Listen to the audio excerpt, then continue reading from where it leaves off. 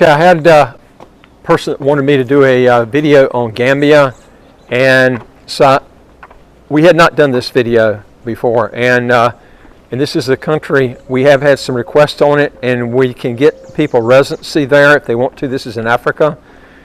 I'm going to go through the advantages and maybe disadvantages that you can have in a country like this, but this country, it's a very poor country, so you need to consider that if you go to it. You're going to have more crime in a country like this. But let me just go over some steps in this and what you might want to look at. Gambia doesn't have extradition treaty with a lot of different countries. This is something maybe that's probably the biggest advantage if you got some sort of legal issue.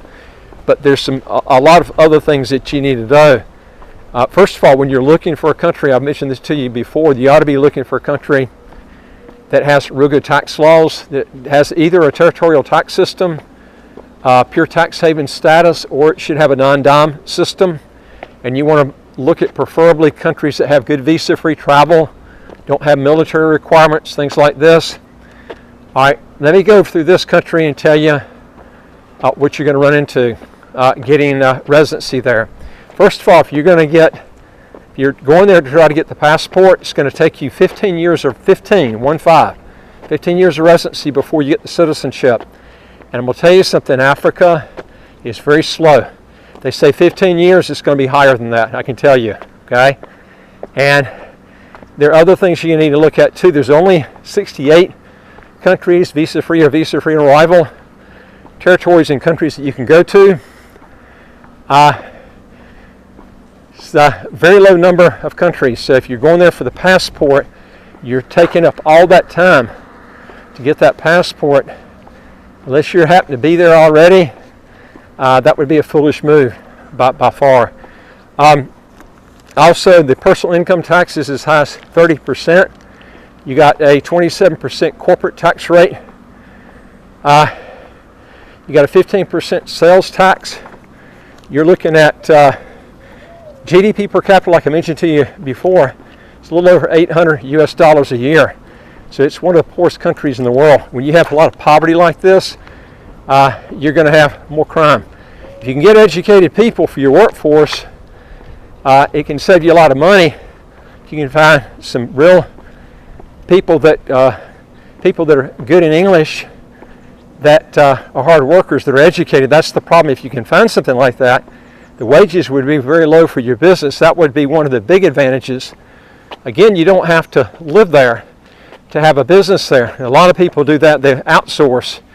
And this is one country that you can outsource and get really, really inexpensive labor. The key is finding someone that's going to be ambitious, that's going to work hard, because sometimes you get what you pay for. So you have to look at that.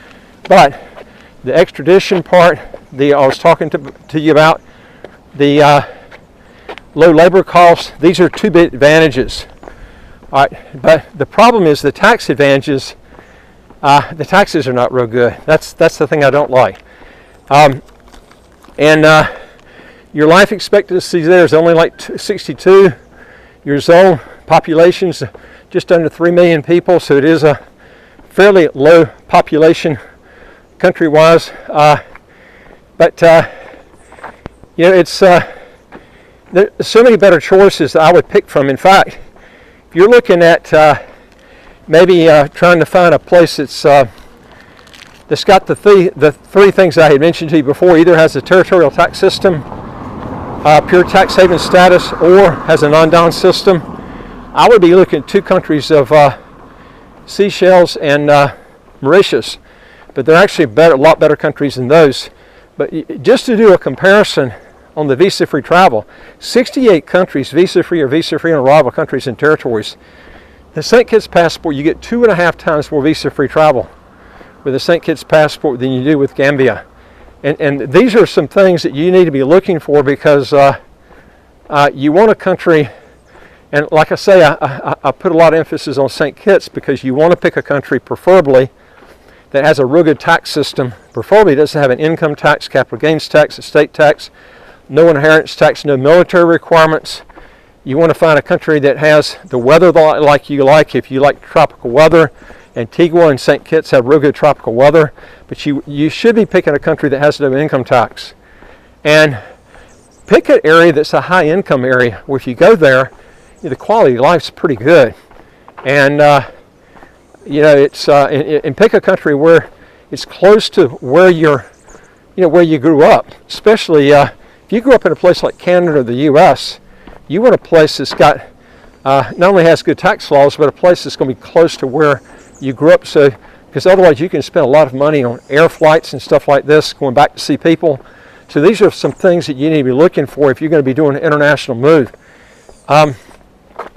There's a lot of countries in Africa like Gambia that have all these different qualities I've just mentioned. You know what kind of blows my mind is why Africa, these African countries, it wouldn't take a lot of common sense to come out with, if you got a lot of poverty and stuff, come out with a system where you can get maybe at least have a territorial tax system. A lot of countries can't have a pure tax haven status, but at least have a territorial tax system, but they don't have that.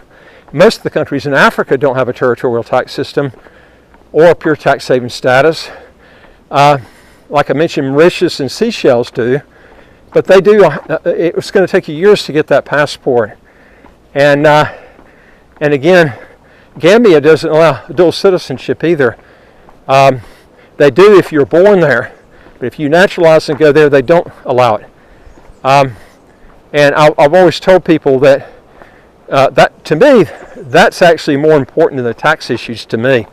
If a country does allow you to get as many passports as you want, then you don't have ultimately any freedom there. Okay, and this is the beef I've got with countries that have good tax laws and they act like they're a free country, but then they don't allow dual citizenship. To me, the freedom is not really there.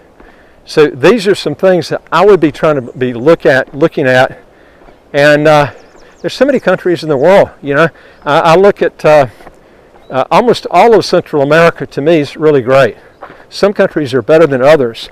I like El Salvador, Guatemala. I like those two countries the best because they do allow dual citizenship. They've got good territorial tax systems. Your crime rate's going to be a lot less in El Salvador now than you would have in Guatemala. But Mexico, I would definitely leave it out. I have had other videos on Mexico. You're going to be taxed on your worldwide income there. Sure, the crime rate is high, and you can pick areas where the crime's not so high because it's a big country. You can go to places where the crime's not bad, but you're going to have to pay heavy taxes on your worldwide income. The key is, do you want to do that? And Africa, to me, they could make some big changes, but I don't see any of these countries really doing it. You would think a lot of these countries would come out, change their tax laws, allow dual citizenship, take all these negatives that would bring a lot of money into their country, and they don't seem to really get it. But these countries could make changes almost overnight, and it wouldn't affect locals. Gambia could come out with a non-dom system, kind of like Ireland's got, which only affects foreigners. In other words, foreigners coming in would only have to pay taxes on remitted money. That would overnight bring a lot of people in there, shorten the residency period, allow dual citizenship. These are things that these countries just don't come up with that would bring a lot of money in their economy. They just don't seem to get it. Anyway, folks, if you want to legally get your income taxes to zero, how to get a second passport, as quick as 4 to 8 months, do 3 things. Hit the subscribe button at the right of your screen. You'll get new videos automatically as they come out. And number 2 is I would like to hear from you. If you got a question or comment, put it below. And go to our website, www.citizenshipquickly.com, and just ask for some help. And I look forward to talking to you on the next video. Take care.